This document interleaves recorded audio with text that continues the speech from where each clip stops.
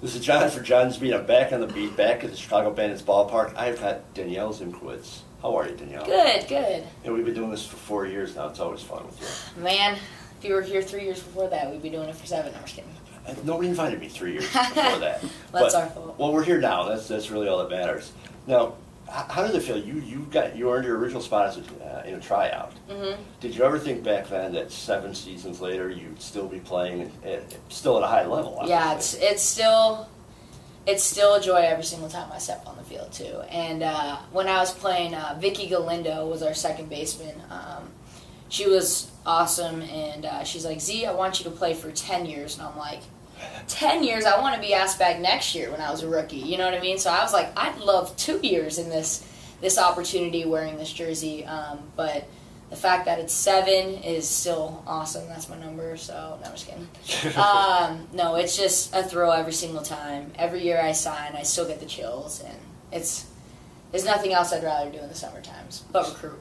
So do we think you'll be coming back next year? I have no idea yet. Let's try to win a championship first. We were just trying to get a scoop. Yeah, I know. Well, we definitely want a championship first, of course. That's right. So now, as a veteran, how does that feel as a veteran? You know, you came from being the tryout, the rookie, to now sort of a team leader, team veteran. Well, you know, I had great leaders before me. I had Tammy Williams, Amber Patton. I mean, Stacey May. I played with her in the 2011 championship series. So great people to learn from. And when it came to leading in our culture, that's something that the Bandits are really proud of, the culture that they have built over the past 7-10 years. You know what I mean? So I'm just trying to do what the leaders before me have done, and make sure everyone's in it for the right reasons, and that's, in it to grow the sport of softball, not for your own stat line, stuff like that, because when it comes to championships, stat line doesn't matter. It's the team that's the closest, willing to do the most for each other, for the team, whether it's step on the plate or anything, whatever it is to help the team win, that's what we're going to be doing. So.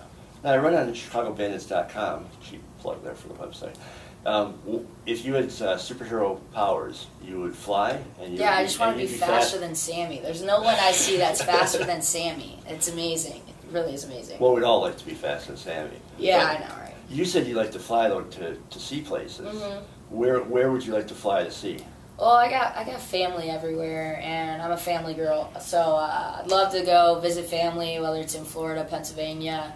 I got cousins in Nicaragua, family in California. So first I'd start with making my rounds, seeing my families, because when you go from coaching straight into the pro league, you don't take a break. You know what I mean? You go straight into it, and then I go straight back into coaching right after season. So, take the rounds there, get to see the families. Now, we've done this a couple times before. We have questions from a young fan, Kenzie Parker. All right. You may be familiar with her. She's okay. a super big Bandits fan. She'd like to be sitting in this chair in about 10 years, maybe. Yeah, probably. So her 2 questions here. First question is, you've played the infield, you've played the outfield. Mm-hmm. Would you encourage young players to try to learn to play multiple positions or to focus on one? Play as many positions as you can. As I recruit athletes. And I recruit kids that fit into my culture. Now that come from playing the Bandits, it means so much to this organization, is the culture. So if they can fit into a culture and they can be an athlete, I'll teach you how to field the grounder. I'll teach you how to catch a fly ball. But just try to be as versatile as possible. Wherever the coach needs you to go, run out there with a smile on your face and play as hard as you can, and good things will happen. So I say multiple positions. Okay.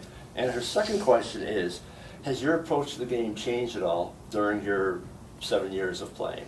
And how so, if it has? Yeah, I still am very competitive, but sometimes I would get angry if I made an error, or because at Illinois, if I made an error, I felt like it was all on me. You know what I mean? Mm-hmm. As a leader of that team. But here you have 20 All-Americans that you're playing with. And if you make an error, your teammate's going to pick you up. And so when I was a rookie, I used to get very down on myself when I make errors, because I don't like making errors. I could strike out 50 times, but if I make an error, you know what I mean? Okay. I don't like making errors. But if I would make an error, I know that the person behind me would pick me up. I knew Nikki Nemitz on the mound, my roommate, would pick me up and strike out the next girl if I made an error. So I kind of matured in that sense of it's not that one person anymore, and it's never going to be anymore for me. It's the collective group of whether it's 24 or 25 or, back in the day it was 20. So it's the collective group working together for a common goal is what this whole thing's about. And I learned it, and maybe it's a maturity thing, but that's what it's about, is the relationships and getting to know your teammates and coming together to try to bring home the Cal's Cup. So hopefully we're going to do that this year. That's you guys right. Into the playoffs now. It's before the playoff, or it's the last series of the season and the playoffs. Yep. So we wish you luck during the playoff run. And I really, on a personal level, I have to say it's been a blast watching you for the last 4 years. You're a true ball player, and it's really been a pleasure. Thank you so much. Thank you.